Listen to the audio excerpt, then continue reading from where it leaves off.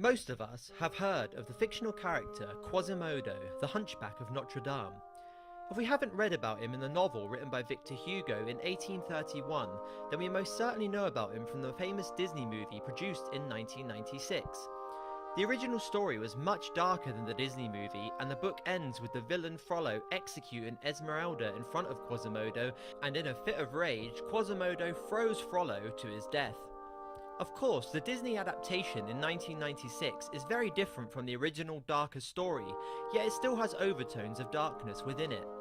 At the start of the movie, a gypsy mother tries to sneak her deformed child into Notre Dame. The evil judge Frollo chases her and accidentally kills her. Frollo tries to drown the poor baby, but the church's archdeacon stops him. Quasimodo grows up to be ugly and deformed, but he still has a heart of gold. One day, during a festival, Quasimodo sneaks out and falls in love with a girl named Esmeralda. When some of Frollo's guards bully Quasimodo, it is Esmeralda who sticks up for him, but Frollo takes exception to this, and after many events happening in the story, he sentences Esmeralda to death and he chains Quasimodo in the tower. However, the Hunchback of Notre Dame breaks free from his chains and rescues Esmeralda from the execution. Esmeralda's boyfriend rallies the citizens against Frollo's evil reign. As the citizens chase him, he runs into the cathedral where he finds Quasimodo. Upon seeing him, he tries to murder him, but in the struggle, they end up falling from the balcony. Esmeralda's boyfriend saves Quasimodo's life, whilst the evil judge Frollo falls to his death. Quasimodo is finally accepted into the society that shunned him for being ugly by the citizens of Paris as they celebrate Frollo's death and the liberation of the city.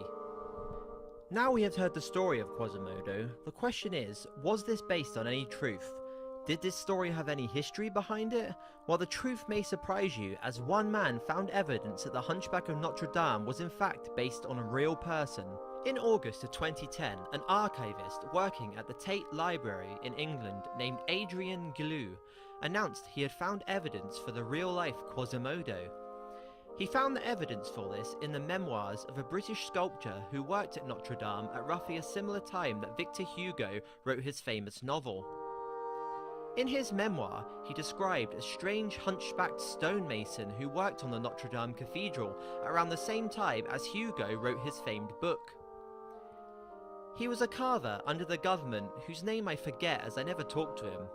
All I know was he had a humpback and didn't like to mix with the other stone carvers, Henry Simpson wrote. Victor Hugo had close links to the restoration of the cathedral, so it was highly plausible he was very well aware of the strange hunchbacked sculptor who helped restore it. Adrian Glue also found out that both Hugo and the Hunchback were living in the same town of Saint-Germain-des-Prés in 1833, and in the early drafts of his book, Hugo named the main character of his other famous work, Les Miserables, Jean Chagin, the same name as the Hunchback of Notre Dame's employer, who had hired him as a carver. Whilst this could just be a coincidence, there is evidence to suggest that Hugo had known about the hunchback stonemason, so could it be that seeing this deformed man working on the cathedral inspired him to write his famous book? Perhaps Hugo had even spoke to this real-life hunchback and got some of his ideas from the hunchback's real life.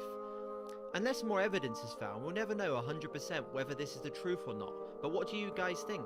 Was this just a coincidence, or did Adrian Glue really stumble across the real Hunchback of Notre Dame that is now world famous? Let us know in the comments below, and don't forget to subscribe for more stories like this. Thanks for watching, and remember, you won't believe it, but the truth is out there.